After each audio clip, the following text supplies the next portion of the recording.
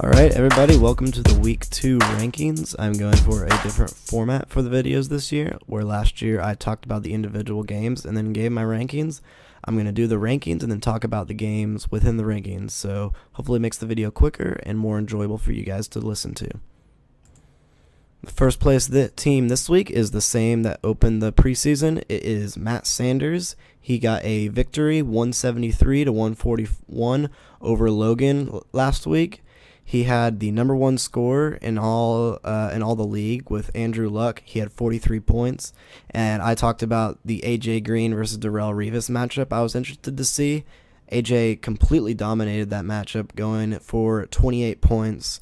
It was just a big day for Matt's team overall. He got 25 from his kicker, and his team looks very strong and very impressive, very deserving of the number one ranking.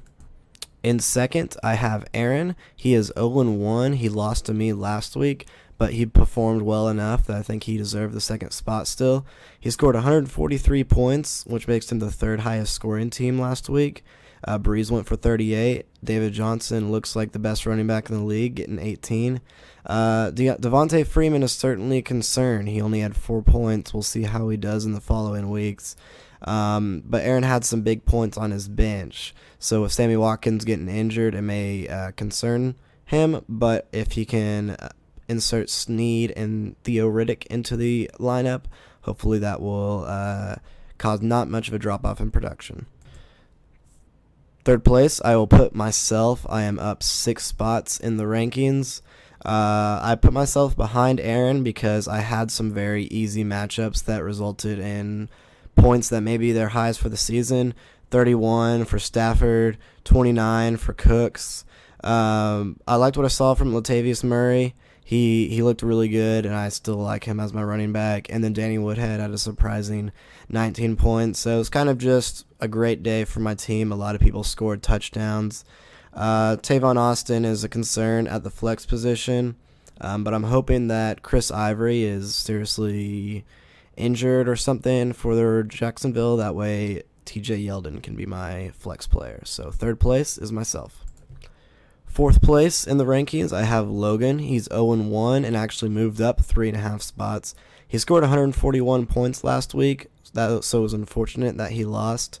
I talked down on Amir Abdullah. I owe Logan and Abdullah an apology because he had 19 points, and then 27 from Spencer Ware was huge for Wogue. Good production from Mike Evans, 17, and the rest of his 3 wide receivers had 25 points total, which is good. So Logan will definitely be helped whenever Jamal Charles come back, but it'll kind of be nullified because of how well Spencer Ware played. It'll kind of nullify the fact that Charles returns, but still a very strong team for Logan. Fifth place, I'll put Justin. He won last week and got 140 points, but unfortunately for him, he doesn't move anywhere in the rankings. Matt Forte really impressed me in his debut for the Jets. He scored, I believe, 19 points, and then Cam did some great things against the Broncos, scoring 22 after just getting hit after hit. But the fact is that Justin was saved by 30 points from D'Angelo Williams on Monday night, and that's something that's just not going to happen in October whenever Le'Veon Bell is back. Also, Arian Foster is the other one of Justin's running backs right now, so 2 of his 3 running backs probably won't even finish the season. And Justin didn't have much production from his bench either, so it doesn't give me hope that he can replace that talent. And then Cam, if he keeps taking the hits that he is, that's gonna hurt his fantasy status. So, got a lot to say about Justin's team. Right now, he's 5th in the scoring and 5th in the rankings, and I think that's a good spot for him right now. 6th place, I'm going to put Craig. He won last week, but dropped 3 spots. He scored 123 points against Doug. 28 of those came from Big Ben. 17 came from Melvin Gordon. But the interesting thing is his top players, Demaryius Thomas, Odell Beckham, and Ingram, disappointed. So there's 2 ways to look at it. Either one, that means that Craig will do better whenever all those guys do actually contribute. Or 2, it means that this can't be repeated because those guys that did contribute are not going to do so every week. I kind of view it as the latter. I'm not big on Odell this year, and Demaryius I was big on, but it seems so far that I am wrong. So Craig right now is in 6th place, but he's 1-0, so that's good. From 10th place to 7th place is Jacob. He got a 118.96 win last week versus Michael. So I love the way that C.J. Anderson looked on Thursday night. I was not very high on him. I said never trust the Broncos running back, but he looked great, scored 25 points. And then Jeremy Maclin and Dante Moncrief scoring a combined 28 points was huge for his team in getting the victory. Des Bryant had 0 points, which is a concern, something that definitely concerns Jacob as well as myself. But you got to think Des is going to score more than 0. I mean, he may not be a top 5 wide receiver, but he scored more than 0 every week. So this week versus Josh Norman, that'll be interesting to see what Des does. So 8th place is Blake. He's 0-1, lost 125 to 140 last week to Justin. Not a bad performance for Blake, and I think him and Jacob are pretty much even, but I had to give the nod to Jacob at 7th because of the 1-0 record. For Blake, Antonio Brown, of course, was amazing, but Carlos Hyde putting in 20 points was a pleasant surprise to me.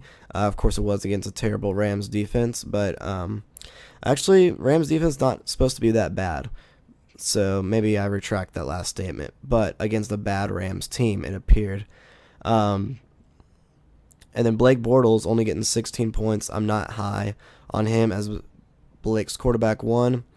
So if he could get more from his kicker and his defense, that could have been a 140-point performance for Blake, and he would have won. But as it stands, he's in 8th place and 0-1.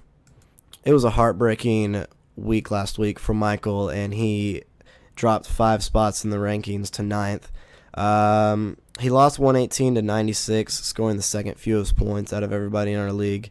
He would have been higher this week if it weren't for the injury to Keenan Allen, because I was going to give him an excuse for Le'Veon Bell, and then also his defense and kicker only combined for 10. But now that Keenan Allen is out, that's really weakened his team, and it's unfortunate for him. And then Eddie Lacy and Kevin White, I thought, would perform better in their openers than they did. Both had kind of weak matchups, so you would hope that they would do better. You would hope that they would do better than what they did, but unfortunately they didn't do very well. So for Michael, it's looking grim, but if he can make a few pickups, which it's a good position to do right now, he will be back. And unfortunately for Doug, he is our last place team. He lost last week, 123 to 87. Scored the lowest amount of points. So the past 2 years, Doug has started off slow, made good pickups, and then found himself in the championship game versus Logan. So he's right where he wants to be, I guess. With Gurley coming back, with Tom Brady coming back in a couple of weeks, that will certainly help his team. But Todd Gurley is officially a concern, scoring only 4 points against San Francisco. And then Allen Robinson, I still don't see him as a wide receiver number 1. But I like Doug Martin, and I think Gurley has the potential to be a 20-point scorer every now and then. So if those two guys step it up and Brady steps in and scores 30 points, watch out for Doug. So that's it for my rankings. Thank you guys for watching so much, and let me know what you think about this video. See you guys later. I will do, hopefully, predictions for this next week. See you guys later.